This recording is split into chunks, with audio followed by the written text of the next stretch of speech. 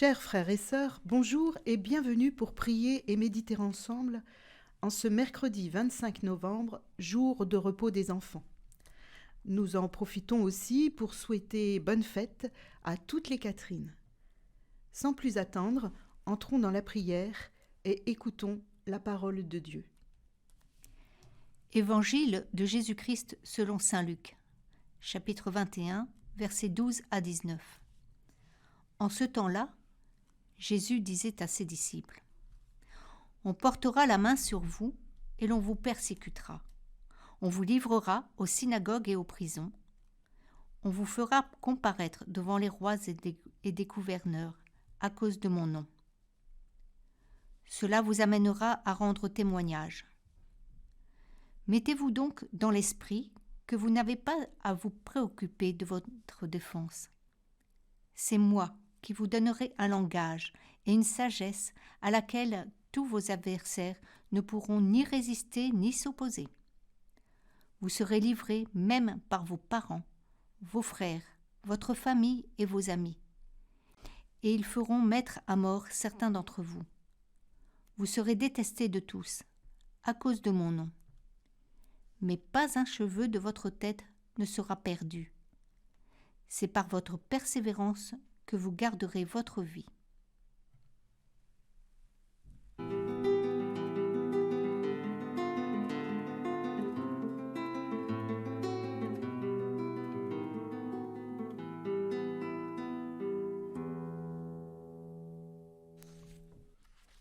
Nous parcourons toujours le chapitre 21 de l'Évangile de Luc et Jésus continue de s'adresser aux disciples. Asseyons-nous auprès d'eux et attardons-nous sur ce que Jésus leur livre dans ce passage. Dans notre méditation de la veille, rappelez-vous, Jésus nous a parlé de catastrophes qui allaient venir. Mais il ajoute cette fois qu'avant ces cataclysmes, une épreuve attend plus particulièrement les disciples. Est-ce uniquement aux disciples qu'il s'adressait ? Le « vous » utilisé 4 fois dans la phrase « on portera la main sur vous »,« on vous persécutera »,« on vous livrera »,« on vous fera comparaître », ne nous interpelle-t-il pas ? Sa parole est dure à entendre. Il leur annonce des persécutions, des dénonciations, des jugements à cause de son nom, à cause de lui. Rappelons-nous les premiers chrétiens qui en ont fait grandement l'expérience. Dans le livre des Actes des Apôtres, beaucoup de faits y sont relatés. Il y avait une grande résistance, une hostilité à l'encontre des croyants. Il y aurait eu de quoi fuir. Nous pouvons dire que le discours de Jésus a des accents apocalyptiques. Mais au fait, que veut dire Apocalypse ? Apocalypse signifie une révélation, un dévoilement, et non la fin d'un monde qui finit dans une destruction totale. Cela doit nous apaiser. Revenons donc au texte et attendons de connaître la suite, car Jésus continue de parler et il ajoute « Cela vous amènera au témoignage ». Être témoin, rendre témoignage, c'est-à-dire garder les yeux fixés sur le Christ, et quoi qu'il arrive. Ce témoignage à rendre, n'est-ce pas exprimer et rendre grâce de l'amour du Christ pour nous ? Mais qui le peut ? Cette tâche de témoigner n'est pas facile. Le témoignage ne se prépare pas. Il n'est pas question de compter sur ses propres forces et ses propres capacités, mais bien sur la présence agissante du Christ. C'est lui qui fait vivre, c'est lui qui soutient dans les épreuves que chacun traverse. Comme saint Paul l'exprime si bien, il nous faut regarder notre vie dans le Christ. Jésus nous dit aussi « Mettez-vous donc dans l'esprit que vous n'avez pas à vous préoccuper de votre défense. Nous n'aurons pas à nous justifier ni à nous défendre. Mais qui nous portera secours ? Devrons-nous nous laisser faire, ne rien dire ? Jésus nous demande tout simplement de lui faire confiance. Un autre parlera à notre place. Rappelons-nous la phrase dans l'Évangile de saint Luc, au chapitre 12, verset 12. « Le Saint-Esprit vous enseignera à l'heure même ce qu'il faut dire. » Ce que Jésus nous annonce là, c'est que malgré le harcèlement subi, nous serons habités par la sagesse de Dieu. Oui, nous serons défendus et le Seigneur y pourvoira. Cela est dit dans le verset 15 de ce chapitre. C'est moi qui vous donnerai un langage et une sagesse à laquelle tous vos adversaires ne pourront ni résister, ni s'opposer. Cela n'est-il pas rassurant ? C'est ce qui s'est passé pour les apôtres qui ont dû rendre témoignage devant leurs accusateurs. Si nous restons fidèles au Seigneur, ne recevons-nous pas de lui ce qui est nécessaire pour affronter ? Étienne est l'illustration de cet évangile. Il disait « Voici que je contemple les cieux ouverts et le Fils de l'homme debout à la droite de Dieu. » Le langage et la sagesse dont il est question ici ne sont-ils pas ceux de la croix et de la foi au Christ ressuscité ? Livrés, abandonnés par leurs plus proches parents. Quelle horreur ! Mais les chrétiens persécutés, ceux que Luc a connus, ceux d'aujourd'hui et de demain, peuvent compter sur l'amour vainqueur et le soutien inconditionnel du Christ. Il nous assure que pas un cheveu de notre tête ne sera perdu. Le Christ est notre vrai salut.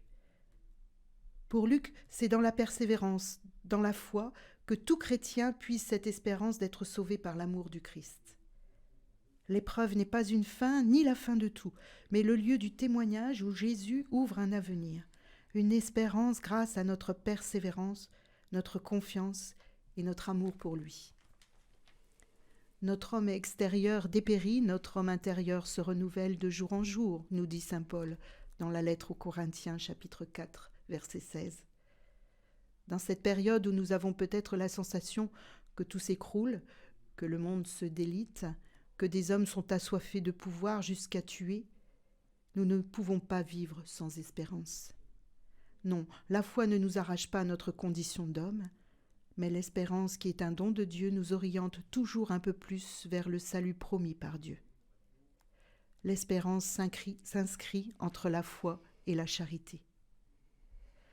Terminons cette méditation par une dernière citation de saint Paul aux Corinthiens, du chapitre 3, verset 12. « Et puisque nous avons une telle espérance, c'est avec grande assurance que nous nous comportons. » Écoutons le psaume 120, chanté par Maggie Géranté.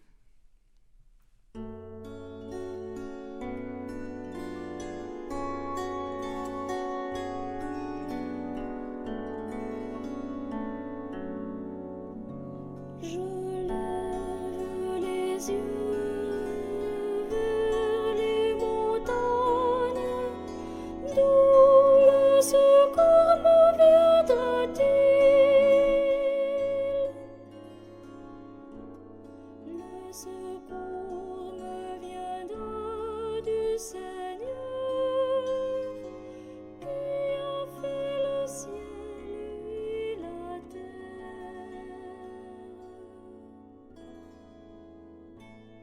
Qu'il empêche ton pied de glisser.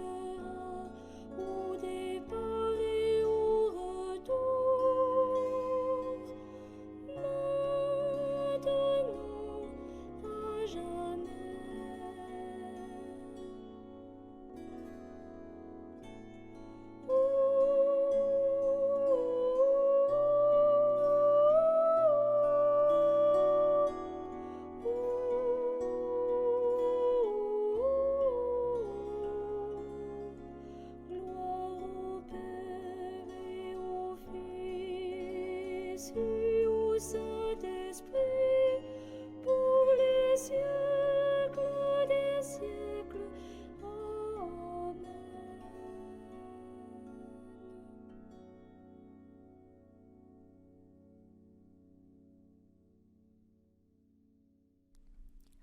Nous redisons ensemble la prière que Jésus nous a apprise pour nous adresser au Père. Notre Père, qui es aux cieux, que ton nom soit sanctifié, que ton règne vienne, que ta volonté soit faite sur la terre comme au ciel. Donne-nous aujourd'hui notre pain de ce jour. Pardonne-nous nos offenses, comme nous pardonnons aussi à ceux qui nous ont offensés. Et ne nous laisse pas entrer en tentation, mais délivre-nous du mal. Enfants du seul Dieu et Père, frères en Jésus-Christ, unissons nos cœurs et nos voix pour rendre grâce de manger aujourd'hui à la table de la parole. Demandons au Père de rassasier la faim de tous nos frères et sœurs de la terre. Par Jésus-Christ, notre Seigneur, qui vit et règne avec toi dans l'unité du Saint-Esprit, pour les siècles des siècles. Amen. Seigneur Jésus-Christ, toi qui étendis les bras sur la croix pour sauver tous les hommes, donne-nous de te plaire en chacun de nos actes pour faire connaître au monde l'œuvre de ton amour. Toi qui règnes pour les siècles des siècles. Amen.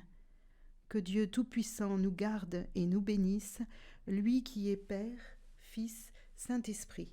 Amen.